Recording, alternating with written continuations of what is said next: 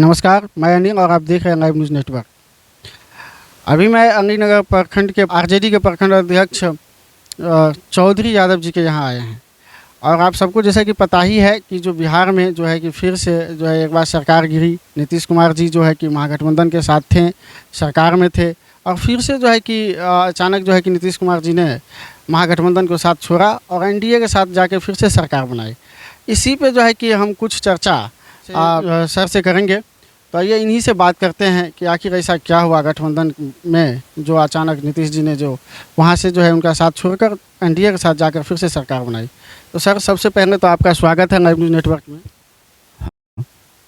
तो सर आप बताएंगे कि जो ऐसा क्या महागठबंधन से कुछ खामियां हुई जो अचानक जो है कि नीतीश कुमार जी ने उनको छोड़कर पुनः एनडीए में जाकर वो अपना सरकार बनाई, इस पर क्या कहेंगे आप? देखिए, नीतीश कुमार जी हमारे तेजस्वी जी के साथ थे, महागठबंधन के साथ थे, तो बहुत अच्छा से बिहार में काम चल रहे थे। युवा के लिए, नौकरी के लिए, किसान के लिए, नौजवान के लिए, सभी के लिए उम्मीद था 2024 में हम लोग को महागठबंधन रहेगा तो सभी आदमी बिहार में 400 का 400 सीट जीतेंगे। मगर नीतीश जी और बीजेपी से और मोदी जी से क्या उसको बांटता हुआ, शाह जी से क्या बांटता हुआ, उनको तो विकास चाहिए नहीं, विकास करता नहीं, हरदम गलत भाषा में, गलत कौम में, गलत सब कुछ में अपना वो करते हैं। इसीलिए नीतीश जी पर ज़बरदस्ती वो चोट दे रहे थे। बराबर प्रदेश अध्यक्ष भी थे वो अशोक सम्राट, वो भी तो वो लोग जैसे अपना नीतीश जी को धमका के उमका के अपना में ले गए।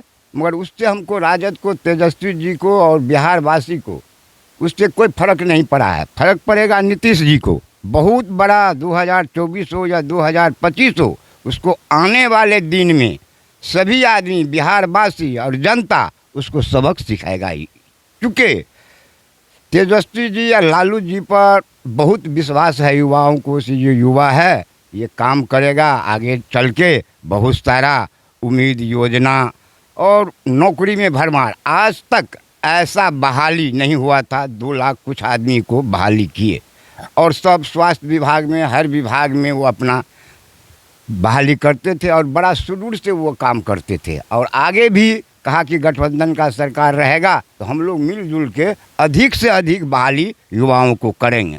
जी तो सर आपको ऐसा नहीं लग रहा है कि नीतीश कुमार जी कोई गेम खेल रहे हैं और वो गेम बार बार वो जीत रहे हैं, जीत भी जा रहे हैं और जाके फिर से एनडीए में सरकार बना ले रहे हैं? वो गेम नहीं है, उनका एक मजबूरी है बीजेपी को। बुझे, बीजेपी को एक मजबूरी है। 10% 12% नीतीश जी का वोट अपना जात भाई का है। वो जात भाई का वोट जिधर जाता है उधर उनका जीत हो जाता है। तो इसीलिए अपना बार बार, और बीजेपी को पास कोई मुद्दा नहीं है, कोई काम नहीं है, केवल हिंदू मुसलमान, इंडिया पाकिस्तान और यही धर्म के नाम पर बंटवारा करके अपना वो वोट लेते हैं। विकास के नाम पर वोट नहीं लेते हैं। अगर विकास करता तो एक प्रधानमंत्री जी देश का युवाओं को कहता है तुम पकौड़ा पकाओ, तुम पकौड़ा बेचो, ऐसा नहीं होना चाहिए। तो अगर करता तो इतना बड़ा देश है भारत देश, अगर चाहे तो एक एक आदमी को नौकरी, रोजगार, सभी चीज़ मिल सकता है। भारत में तो कोई कमी नहीं है रोजगार को, और पैसा को, और धन का कोई कमी नहीं है। इसीलिए अगर चाहे मोदी जी या शाह जी से हम देश के कल्याण करें या कोई चीज़ का कल्याण करें तो मिनटों में ये देश कहाँ से कहाँ चल जाए। मगर वो कल्याण करने का नहीं है, उसको सत्ता का लोभ है, कुर्सी का लोभ है, देश को बंटवारा करने का लोभ है। जहाँ तहाँ जो है सब चीज़ को निजीकरण करने जा रहा है। रेलवे को कर दिया और को कर दिया, सब चीज़ को निजीकरण करके जनता को परेशानी में डाल दिया। कहाँ से आदमी, इतना 125 करोड़ आदमी है, जब तक सरकारी संस्था, सरकारी चीज़ नहीं रहेगा तो यहाँ युवाओं का, आदमी को नौकरी कहाँ से मिलेगा? सरकार का नौकरी नौकरी है और प्राइवेट नौकरी में हम नहीं जाते हैं 10 मिनट 5 मिनट तो प्राइवेट नौकरी वाला हमको गेट पार नहीं करने देता है। इसीलिए सरकारी नौकरी पर विश्वास है। तो सरकार को चाहिए, अगर हम सरकार में हैं, अगर देश को सुदृढ़ करना चाहते हैं, जनता को सुदृढ़ करना चाहते हैं, तो सबसे पहले युवा पीढ़ी को तो वो नौकरी दे, शिक्षा दे, स्वास्थ्य दे, सब कुछ तो लेस हो तब न देश बढ़ेगा। कि गप से या बयानबाजी से तो देश नहीं बढ़ेगा। तो वो भाजपा के लोग, आरएसएस के लोग वो बयानबाजी करते हैं, देश को तोड़ने में लगे हुए हैं, जोड़ने में नहीं लगे हुए हैं। मगर हम लोग राजद परिवार सब A to Z की पार्टी है, गरीबों की पार्टी है, हर आदमी को लेकर चलते हैं। किसान हो, मजदूर हो, गरीब हो, मिस्त्री हो, हर आदमी को हम लोग रोजगार मुहैया कराएंगे और कराते रहेंगे। और हम लोग को ये संकल्प है कि गरीब के साथ है, महादलित के साथ है, गरीबों का साथ है, नौजवान के साथ है, किसानों के साथ है हमारा आरजेडी पार्टी। जी, लेकिन सर एनडीए के द्वारा कहा जा रहा है कि अभी जो बिहार में जो है कि कुछ दिन पहले जंगल राज था, लेकिन जब से सरकार चेंज हुई अब कह रहे हैं कि वो जो कि अब मंगल राज हो गया। इस पे क्या कहना चाहिए? नहीं, वो जंगल राज नहीं, वो सबको गलत फहमी है, वो लोग को गलत फहमी है। जब तक हम लोग सरकार में रहते हैं तो हम लोग को जंगल राज कहता है, और जब भाजपा का सरकार हो जाता है तो वही मंगल राज हो जाता है। तो ये देखिए मंगल राज कैसे हुआ? मंगल राज वही होता है सब आदमी युवाओं का यहाँ रोजगार मिल जाए, मजदूर को रोजगार मिल जाए, किसान को चैन मिल जाए, किसान को उचित दाम पर धान बिके, गेहूँ बिके, खाद मिले, बीज मिले, तब न मंगल राज। ये मंगल राज कहाँ से? यहाँ जो है किसान दर दर खाद के लिए घूम रहा है, पैसा के लिए घूम रहा है। सरकार जो है मान लीजिए कहा कि किसान को पैसा देंगे 6,000 रुपया, अपना चुनाव था तो किसान सबको कुछ लोभ देकर चाराना किसान को दिया, और वो भी पैसा अब दाहें का दाहें मनरेगा में कट रहा है, वो किसान का कट रहा है। तो ये मंगल राज नहीं, ये जंगल राज से भी ये खराब है भाजपा को और आरएसएस का राज।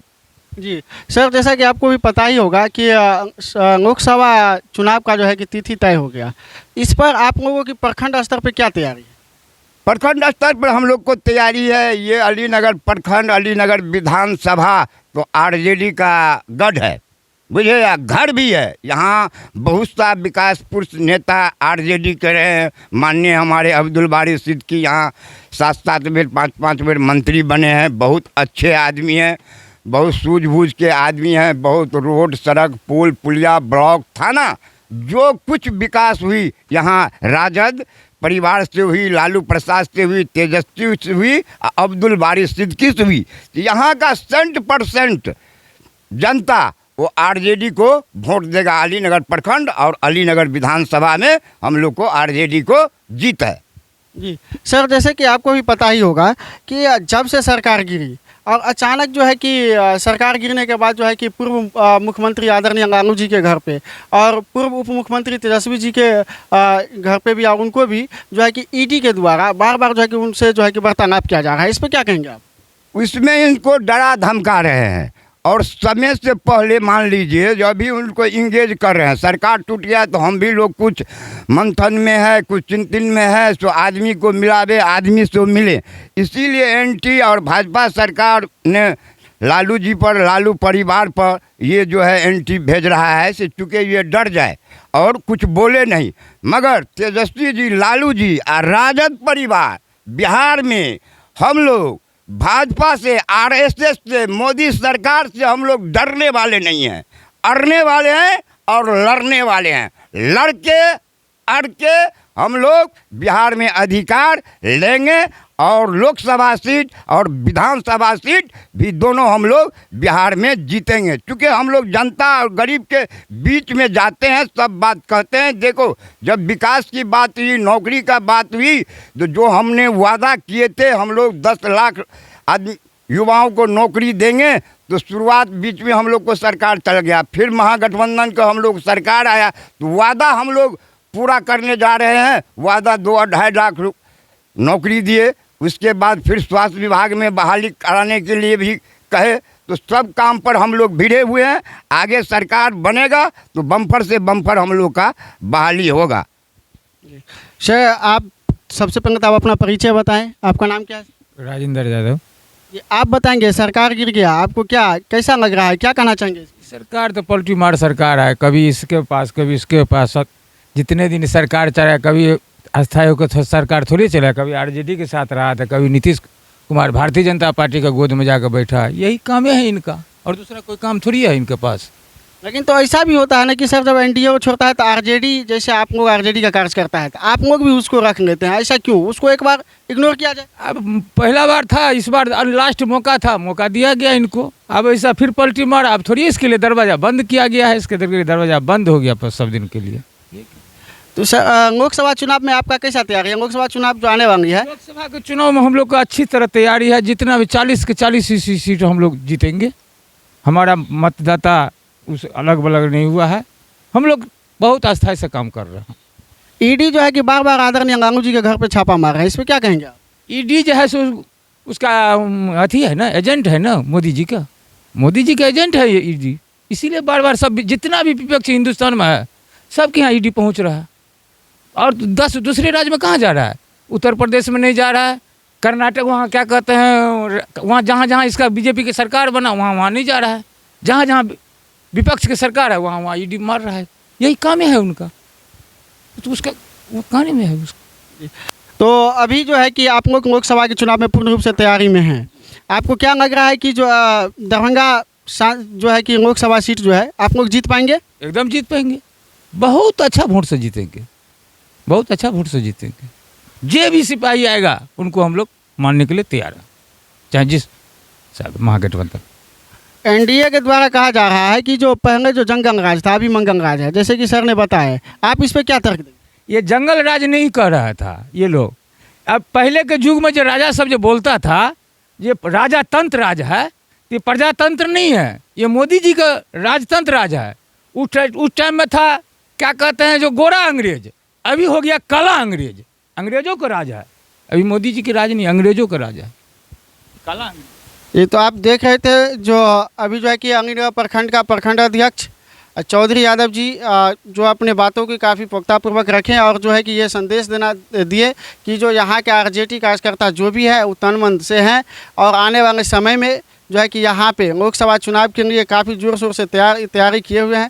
सब लोग आगे चल के जो है कि ऐसा कयास लगाया जा रहा है कि जो फिर से यहाँ पे अपना सीट जीत कर कायम करेंगे, लोकसभा सीट जीत कर कायम करेंगे और सरकार फिर से बनाएंगे केंद्र में भी और प्रदेश में भी। धन्यवाद। आप देख रहे थे live news network, cameraman Sudhir ji के साथ।